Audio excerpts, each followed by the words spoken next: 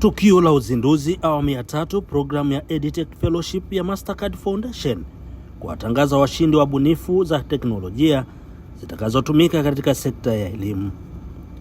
Naibu Katibu Mkuu Wizara ya Elimu, Sayansi na Teknolojia Profesa Daniel Mushi anasema uwepo wa serikali katika tukio hili ni ishara ya utayari wake na kushirikiana na wadau kufikia kilele cha matumizi ya teknolojia katika dira ya 2050. Tumeona msisitizo mkubwa katika matumizi ya tehama kwenye kufundishia na kujifunzia. Kwa hiyo tunachokiona hapa leo kinashabihiana sana na msisitizo ambao upo katika sera mpya ya elimu na mafunzo, lakini pia mitaala mipya ambayo ni matumizi makubwa ya tehama kwa ajili ya kuwezesha kujifunza na kufundishia.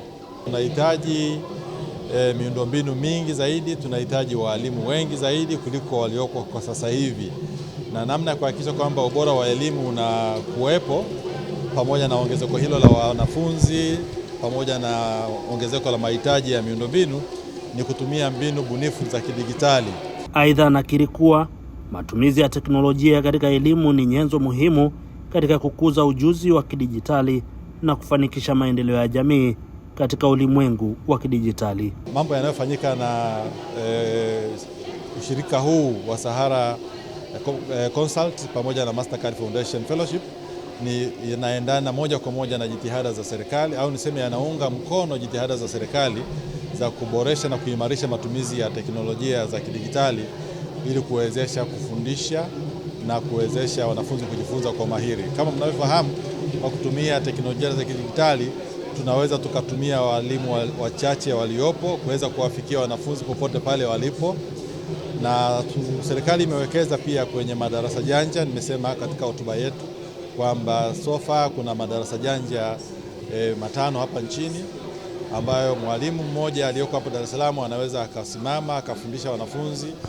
Tanzania nzima.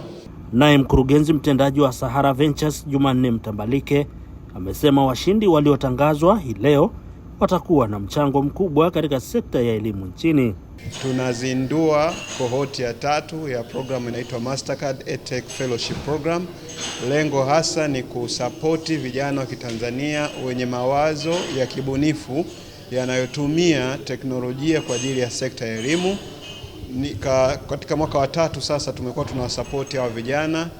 Tumefikisha kampuni 36, leo tunazisapoti kampuni 14, tukishirikiana na wenzetu wa Wizara ya Elimu kuangalia ni kwa namna gani tutaweza kuzisapoti hizi kampuni ili ziweze kutufikisha malengo yetu. Kama mnavyofahamu sasa hivi kauli mbiu ni namna gani tunaweza kuachieve dira 2050, na vile vile ni kwa namna gani teknolojia itatusaidia tuweze kupitia elimu kuweza kufikia hayo malengo. Kwa sisi Sahara, kazi yetu ni kwa support wadau mbalimbali kwa kushirikiana na serikali kufikia malengo hayo.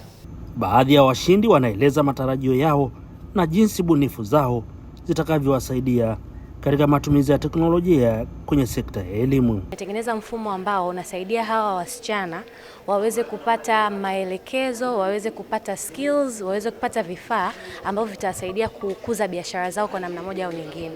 Tunafurahi sana kuwa part ya hii cohort 3 ya Mastercard EdTech Fellowship.